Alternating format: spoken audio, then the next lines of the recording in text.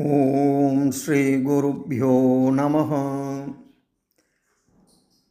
தமிழ் புத்தாண்டு சித்திரையில் தொடங்குவது ஏன்?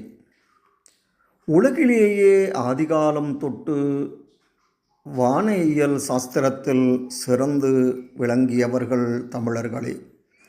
சூரியனை மையமாக வைத்தே தமிழர்கள் தங்கள் வாழ்க்கை முறையை அமைத்து கொண்டனர்.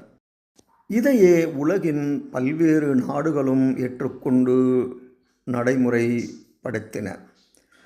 பூமி சூரியனை சுற்றும் நீள்வட்டப் பாதையில் தமிழர்கள் 12 பாகங்களாக பிரித்தார்கள்.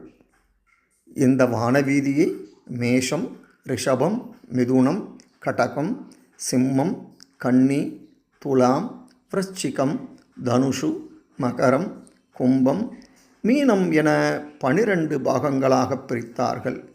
இவையே 12 ராசிகள் என அழைக்கப்படுகின்றன. சூரியன் மேஷத்திற்குள் நுழையும் நிகழ்வு சித்திரை மாதம் முதல் நாள் நிகழ்கிறது.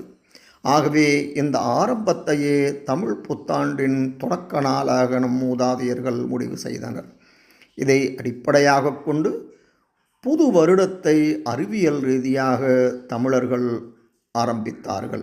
அது மட்டுமின்றி வானவீதியில் உள்ள 27 நட்சத்திரங்களை சமமாக பங்கிட்டு இந்த 12 ராசிகளுக்குள் அடக்கினார்கள். அஸ்வதி முதல் ரேவதி முடிய உள்ள 27 நட்சத்திரங்கள் இந்த 12 ராசிகளிலேயே உள்ளன. அஸ்வதி மேஷத்தில் தொடங்குவதால் தமிழ் புத்தாண்டின் ஆரம்பம் சித்திரையில் ஆரம்பிப்பது உறுதிப்படுகிறது. அத்தோடு ஒரு ஆண்டை 6 பருவங்களாக பிரித்து வைத்துள்ளார்கள். இளவேனில் சித்திரை வைகாசி, முதுவேனில் ஆனி ஆடி, கார்காலம் ஆவணி புரட்டாசி, கூதிர்காலம் ஐப்பசி கார்த்திகை, முன்பனிக்காலம் மார்கழி தை, பின்பனிக்காலம் மாசி பங்குனி என 6 பருவங்களில் இளவேனில் காலம் வசந்த திருவிழாவிற்கு உரிய காலமாகிறது. உற்சாக ஊற்றாக விளங்கும் இந்த காலத்தில் சித்திரை திருவிழா தொன்று தொட்டு நடைபெற்று வருகிறது. இந்த வானியல் மாற்றங்களையும் அதனை சார்ந்த பருவகால மாற்றங்களையும் நன்கு உணர்ந்திருந்த நம் முன்னோர்கள் இவற்றை அனைவரும் அறியும் வகையில் திருவிழாக்களாக கொண்டாடினார்கள்.